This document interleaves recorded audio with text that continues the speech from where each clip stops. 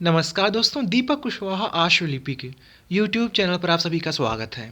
और आज के इस वीडियो में बात करूंगा उत्तर प्रदेश विद्युत सेवा आयोग के अंतर्गत Uttar Pradesh power corporation limited यानी कि यूपीपीसीएल से जो सहायक समीक्षा अधिकारी की भर्ती आती है, इसी की संशोधित नियमावली के बारे में। जो पुरानी नियमावली थी वो अब बदल चुकी है, तो नई नियमावली में क्या बदलाव हुआ है, अब योग्यता क्या है, अब परीक्षा का पाठ्यक्रम क्या है, बिल्कुल विस्तार से। ठीक है, ऋणात्मक अंकन है भी या नहीं, ठीक, ये हो गया। टाइपिंग फॉन्ट कौन सा है, टाइपिंग स्पीड अब क्या मांगी गई है, कंप्यूटर का कोई अतिरिक्त अलग से मतलब कुछ प्रमाण पत्र मांगा गया है या नहीं, और उसका स्तर क्या रहने वाला है परीक्षा का, और फिर ये कि परीक्षा आपकी कौन कराएगा, वो दोनों आयोग कराएंगे या यूपीपीसीएल। ठीक है, तो क्या कुछ अब नियम बन के सामने आया है, तो इसी पर बातचीत होगी। तो जो नई नियमावली है उस पर ही आज की इस वीडियो में विस्तार से बातचीत होगी। तो आप लोग वीडियो को पूरी ज़रूर देखिएगा, और जिन भी लोगों ने अभी तक चैनल को सब्सक्राइब ना किया हो तो वैसे सभी जन चैनल को सब्सक्राइब जरूर कर लें, काहे से कि ज़्यादा ज़रूरी है। ठीक, आगे बढ़ने से पहले आप सभी के लिए एक बेहद ज़रूरी जानकारी है। टेक्स्ट बुक के बारे में तो आप सभी भली भांति जान ही रहे हैं। टेक्स्ट बुक एक ऑनलाइन प्लेटफॉर्म है जहां पर यह है कि आप किसी भी सरकारी नौकरी की तैयारी कर रहे हैं तो टेक्स्ट बुक के साथ जुड़ करके आप मॉक टेस्ट लगा सकते हैं। ठीक है, तो ये है कि टेक्स्ट बुक समय समय पर बीच बीच में आप सभी के लिए खास तरीके का ऑफर लेकर के आता रहता है। जैसे कि अभी इनका एक नया ऑफर आया हुआ है, पास करो परीक्षा सेल के नाम से, जो कि 2 दिवसीय ऑफर था। कल से ये ऑफर शुरू है, आज ऑफर का अंतिम दिन है। ठीक, तो इसमें इनका 2 ऑफर है। पहला ऑफर है yearly text book pass pro, जो कि है मात्र 351 रुपये में। तो वहीं दूसरा ऑफर है yearly text book pass pro max, ये है 439 रुपये में। ध्यान दीजिएगा, आज ऑफर का अंतिम दिन है, वरना आज रात से इसका दाम लगभग 799 होने वाला है। ठीक, आपको इसमें कुछ अतिरिक्त छूट चाहिए तो ये आपके स्क्रीन पर मेरा कूपन कोड है DKS कैपिटल लेटर में, ध्यान दीजिएगा। ठीक, इसका इस्तेमाल करिए तो आपको इसमें 12% तक की छूट मिल जाएगी। ध्यान दीजिएगा, GST कट के है तो कुछ दाम आपको थोड़ा बढ़ा हुआ दिख सकता है, लेकिन 351 से शुरुआत है, 439 शुरुआत है। ठीक है, तो अब यह है कि आप किसी परीक्षा की तैयारी कर रहे हो, जैसे अगर हम बात करें इलाहाबाद उच्च न्यायालय से सहायक समीक्षा अधिकारी भर्ती आने वाली है। ठीक है, आप उसके लिए अगर मॉक टेस्ट लेना चाहते हो, ठीक है, आपने मॉक टेस्ट ले लिया। अब ये खास है कि आपको एक ही मॉक टेस्ट के दाम में इनके ऐप पर और भी परीक्षाओं के लिए जितने भी तरीके के मॉक टेस्ट चल रहे हैं, आपको उन सभी के लिए एक्सेस मिल जाएगा।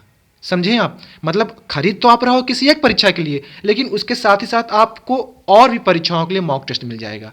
तो इससे बेहतर तो और कुछ हो ही नहीं सकता है। तो उसका फ़ायदा यह है कि आपकी किसी एक परीक्षा का जो पाठ्यक्रम पूरा हो गया या मॉक टेस्ट पूरा हो गया, तो आप उसी से मिलता जुलता किसी दूसरी परीक्षा को उठा लीजिए। ठीक है, सबका लगभग लगभग पाठ्यक्रम वही रहता है, तो आपको भर भर के यहाँ मॉक टेस्ट मिलेगा। तो टेक्स्ट बुक से आसान, बेहतर, सरल आपको और कहीं कुछ भी नहीं मिल सकता, और बेहद कम दामों में, ऐसा तो कहीं नहीं है। ठीक, तो मैंने नीचे डिस्क्रिप्शन में लिंक दिया हुआ है, उस लिंक में मेरा ये कूपन कोड पहले से एक्टिवेट है, उस पर क्लिक करिए और शानदार तरीके से तैयारी करिए, मॉक टेस्ट दीजिए। ठीक, तो चलिए अब चलते हैं असली खबर की ओर। अच्छा, एक बात यह है कि यूपीपीसीएल से जितनी भर्तियां आती थीं, ठीक है, उन सभी भर्तियों की नियमावली बदल चुकी है। ठीक, तो वो क्या कहते हैं, गुप्त सूत्रों के हवाले से जैसे जैसे मुझे खबर मिलती जाएगी या जैसे जैसे नियमावली मेरे पास हर भर्ती की आती जाएगी, तो वैसे वैसे आपको जानकारी दे दूंगा। ठीक, अभी जैसे कल एपीएस के बारे में पता चला था, उसके पहले स्टेनो के बारे में, तो जैसे जैसे मेरे पास खबर आएगी तो आपको वीडियो के माध्यम से बता दूंगा। ठीक है, तो जितनी भर्तियां थी सब में बदलाव हो चुका है। ठीक, तो ये देखिए कार्यालय ज्ञाप है, ये भी वही 23 जनवरी के आसपास इसमें संशोधन हुआ था, 2026 की बात है। ठीक, लिखा है कि Uttar Pradesh power corporation limited मुख्यालय लिपिकीय संवर्ग कर्मचारी सेवा विनियमावली 2015 यथा संशोधित के अंतर्गत निम्नानुसार सीधी भर्ती के पद पर त्वरित एवं पारदर्शी नियुक्ति प्रक्रिया अपनाए जाने हेतु स्तंभ 1 के अनुसार लागू अद्यतन व्यवस्था को एतद् द्वारा नवीन व्यवस्था स्तंभ 2 से प्रतिस्थापित किया जाता है। तो जो नवीन व्यवस्था है स्तंभ 2 में, वही केवल मैं आपको बताऊंगा, पुरानी क्या थी उससे क्या ही मतलब अब। ठीक, तो पद का नाम है सहायक समीक्षा अधिकारी, और ग्रेड पे की बात करूं तो लेवल 6 यानी कि 4200 ग्रेड पे की नौकरी है। ठीक, योग्यता यह है कि किसी भी मान्यता प्राप्त विश्वविद्यालय से पूर्णकालिक स्नातक की उपाधि, पूर्णकालिक, कोनो प्राइवेट वाइवेट नहीं चलेगा, पूर्णकालिक शब्द लिखा हुआ समझिएगा। ठीक है, तो अगर आप साधारण स्नातक हैं किसी भी विश्वविद्यालय से, मान्यता प्राप्त, तो आप इसके लिए योग्य आवेदन कर सकते हैं। फिर ये लिख दिए हैं कोष्टक में कि अंशकालिक या फिर दूरस्थ शिक्षा के माध्यम से प्राप्त डिग्री मान्य नहीं होगी। ये कुछ नया बदलाव नहीं है, पहले भी ऐसे होता था, ये वाली जो लाइन लिखी है, ठीक। तो ये यूपीपीएसएल का अपना क्या ही नियम भगवाने जाने। अरे पढ़ाई तो पढ़ाई का मतलब दूर से करे चाहे नज़दीक से करे, बाकी परीक्षा भरे जौन ज्ञान चाहिए तो वो तो है ही है लड़के के पास। खैर अब ये जाने क्या कुछ कर रहे हैं। तो यही है कि अगर आपके पास किसी भी मान्यता प्राप्त विश्वविद्यालय से पूर्णकालिक स्नातक की उपाधि है तो आप इसके लिए योग्य हैं, आवेदन कर सकते हैं। अब देखिए सीधी भर्ती के माध्यम से नियुक्ति चयन प्रक्रिया क्या है उसको समझिए। चयन विद्युत सेवा आयोग अथवा उत्तर प्रदेश अधीनस्थ सेवा चयन आयोग अथवा इसी प्रकार की अन्य प्रतिष्ठित संस्था द्वारा किया जाएगा। एक बात ये समझो, इसमें यह नहीं लिख दिए हैं कि हम केवल अधीनस्थ से करवाएंगे परीक्षा या हम केवल लोक सेवा आयोग से ही करवाएंगे, ठीक। अब ये अजीब नियमावली है कि ये तीन तीन ठो लपेटे हैं, या तो हम कराएंगे अगर हमारी मर्जी हुई तो, या तो हम फलाने दे देंगे अगर उनसे मेरा कुछ बैठ गया अच्छा सा, या तो उनके साथ हमारा कुछ नहीं बना तो हम उनसे करा लेंगे। तो ये तीनों का लिखें जिसके साथ अच्छे से टाँका इनका बैठ गया, ठीक है, मामला हो गया इनका अच्छे से, तो ये उसी से करवा लेंगे। तो या लोक सेवा आयोग करवाएगा या तो यूपीपीसीएल खुद करवाएगा। अगर अधीनस्थ से करवाते हैं तो उसके बारे में अलग से कुछ नियम दिया हुआ, ठीक है।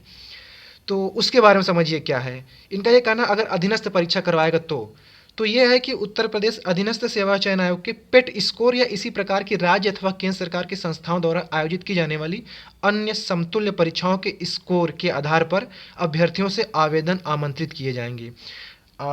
अगर अधीनस्थ ये कराता है एआरओ 4600 ग्रेड पे की, तब तो फिर सचिवालय वाली भी करानी चाहिए, तो वो भी बात देखा है।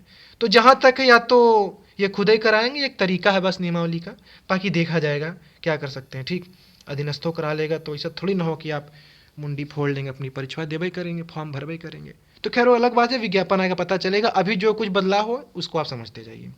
तो ये हो गया, या तो लोक सेवा आयोग या तो अधीनस्थ या तो यूपीपीसीएल खुद कराएगा, ये तीनों विकल्प है। फिर यह है कि चयन हेतु 3 चरण होंगे, ठीक है। जो चयन प्रक्रिया है भर्ती की उसको समझिएगा। प्रथम चरण, रिक्तियों के सापेक्ष अधिकतम 10 गुना अभ्यर्थियों को बुलाया जाएगा। अच्छा 10 गुना का मतलब ये अभी नहीं कि हजारों हजारों संख्या में लोग आएंगे, नहीं, इनके यहाँ से जो भर्तियाँ आती हैं ना 10 ठो 15 ठो 20 ठो भर्ती बस, जा 25-30 ठो हो गई, इससे ज़्यादा नहीं, 50 हो गई ले लो, ठीक है। 10 गुना कितना, 500 तो हुआ ना, तो बस इससे ज़्यादा नहीं बुलाते हैं। तो मुट्ठी भर भर्तियाँ आती हैं, जैसे विधानसभा सचिवालय से आती है, विधान परिषद से आती है, ठीक है। तो वैसे ये भी करवाते हैं 10 20 25 50 ऐसे करके भर्तियाँ देते हैं।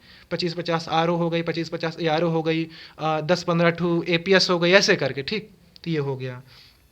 तो ये है कि 10 गुना लोगों को बुलाया जाएगा, शॉर्ट लिस्ट किया जाएगा अगले चरण के लिए। अब द्वितीय चरण में क्या समझ लीजिए, शॉर्ट लिस्ट किए गए अभ्यर्थियों की 5 मिनट की टंकण परीक्षा हिंदी में मंगल फॉन्ट में ली जाएगी। अभी तक ये होता था केवल और केवल कृति देव था यूपीपीसीएल में, ठीक।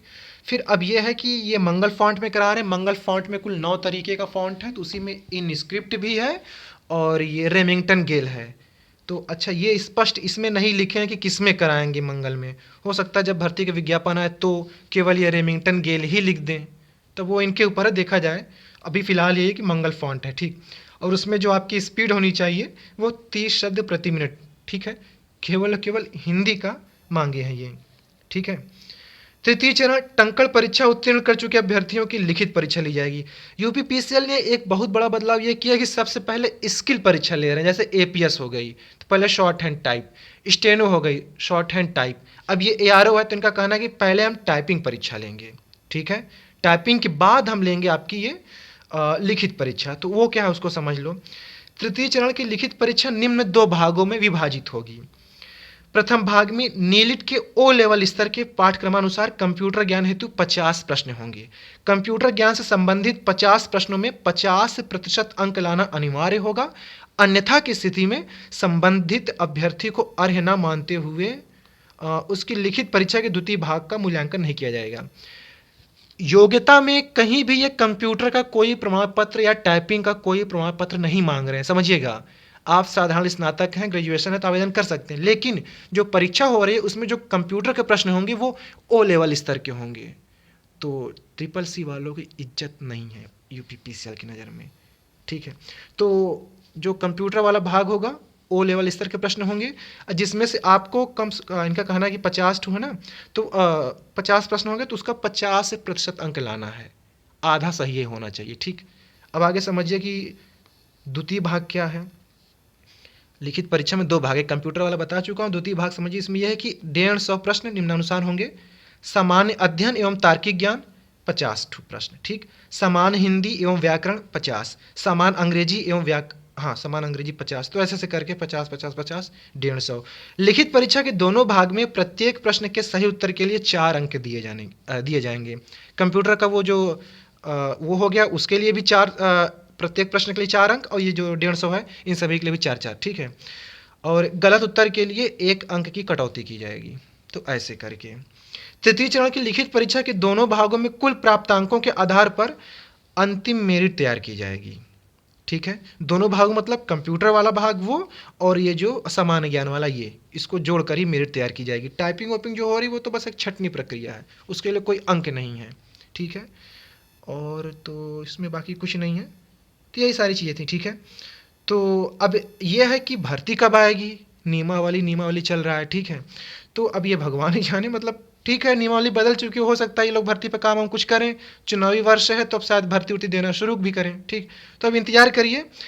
इसी तरीके क्लर्क की जो भर्ती आती है उसकी भी नियमावली बदल चुकी है। TG2 भी एक काफ़ी अच्छी खासी भर्ती होती है BPCL की, तो उसकी भी नियमावली बदल चुकी है। मतलब कुछ अछूती नहीं रही, सभी की नियमावली बदल चुकी है। ठीक, तो आगे जैसे भी जिन भी भर्तियों के बारे में और कुछ पता चलेगा तो आपको बता दूंगा। ठीक है, फिलहाल के लिए यही है कि ये कुछ बदलाव हुए हैं। बस यही है कि पहले CCC के लिए पढ़ा जाता था, अब O लेवल के लिए पढ़िए, जो कि अनिवार्य कर दिया गया। ठीक, O लेवल मांगा नहीं है, बस उसका स्तर रखा गया कि हाँ O लेवल स्तर का कंप्यूटर का प्रश्न होगा। तो बस यही जानकारी थी, ज़्यादा और कुछ नहीं है। तो ठीक है, आज की इस वीडियो में बस इतना ही था। पूरा वीडियो देखने के लिए धन्यवाद। जय बजरंगबली।